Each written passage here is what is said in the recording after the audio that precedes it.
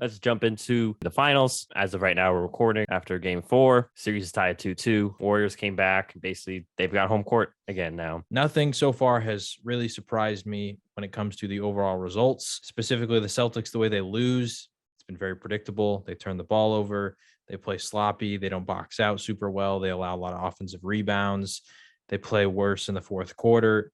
These are the things that they've been doing in every single playoff loss, and that was no different in game 4. It was a really close game for the most part. In the first half, the Celtics looked really good, but sort of towards the end of the second quarter, the Warriors started to get going. Steph Curry, Jordan Poole, a few of these other guys started to chip in. And in the fourth quarter is where things got really interesting.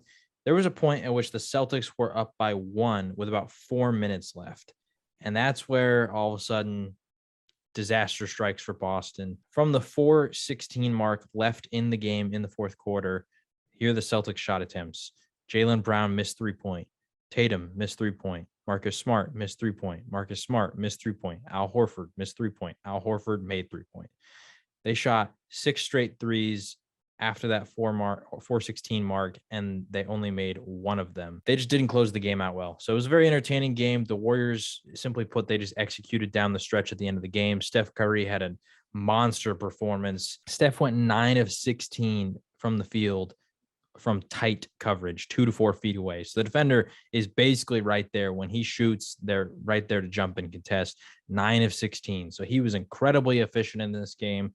He had 43 points. This is a signature moment in the finals that I think has really put the nail in the coffin that if the Warriors are going to win this championship, Steph's going to get the finals MVP. He's averaging, I believe, 35 a game so far through this series. He has a little bit of help, but it's just not consistent. Clay had a good game 3. Draymond had a good game 2, but outside of those performances, those two guys have struggled. The only 2 consistent performers on the Warriors besides Steph would be Kevon Looney and Andrew Wiggins. Wiggins, I think, is not being talked about enough. His defense has been fantastic. Everybody criticizing Tatum. You need to start praising Andrew Wiggins because he is the main factor behind that. But also his offense has been really good. He had 16 rebounds, I'm pretty sure, in this game 4. A couple of them were offensive rebounds, so he was getting second chance points. And he's just been, once again, a consistent scoring option for them, getting you about 15 a game, and he's reliably doing that. And then Kevon Looney, he had the highest plus minus on the court, highest plus minus in the series so far. He's been very underrated in this series. He has been the only answer they've really had to Rob Williams and the Celtics' size. This game 4, it was a really good one. Series has been a really good one. Moving forward, I still feel confident in the Celtics because, like I've said, they're just not getting consistent offensive production from other players. Kevon Looney and Andrew Wiggins, there's only so much they can do because Wiggins is going to be guarded typically by Tatum or Brown, so he has a pretty tough matchup.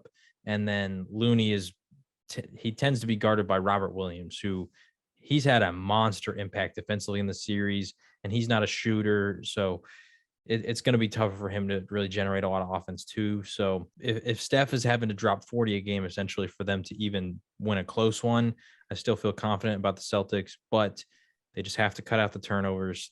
They have to box out. They can't let Looney and Wiggins get all these easy offensive rebounds. And Jason Tatum has to step up because although I think he's played better than a lot of people are saying, a lot of people are saying that he's been terrible, he's overrated, all these kind of things. He's scored or assisted on almost 50% of their baskets through this series. So he has been a very big factor in their offense. So I think he's playing better than a lot of people are giving him credit for, but he's being very inefficient offensively. I think he's hunting a little bit too much for fouls. He just needs to drive a lot stronger to get some easy layups. So yeah, I still feel confident about the Celtics moving forward into game 5, 6, even potentially game 7. They've been better on the road than they have been home in this whole playoffs. So going to Golden State doesn't really scare me. How do you feel? Like you mentioned, I'm not concerned. I'm not going to freak out over one loss. I want to read one stat too, or one tweet from Modikeel. I'm at Modikeel_NBA on Twitter. It says, one of my concerns about Boston has been their clutch offense, combining their game 7 numbers against Miami and last night's final minutes against Golden State because game 2 wasn't really close. There wasn't no clutch numbers to have. Boston is 1 for 13 from the field.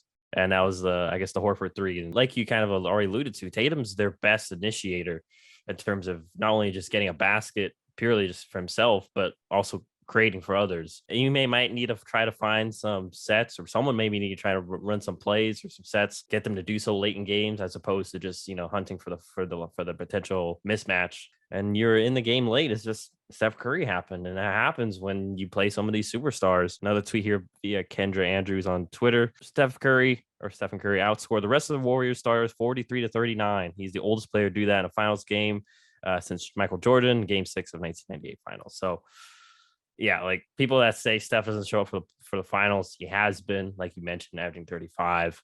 And it was just, I won't say unfortunate. I mean, obviously credit Golden State's defense game 4.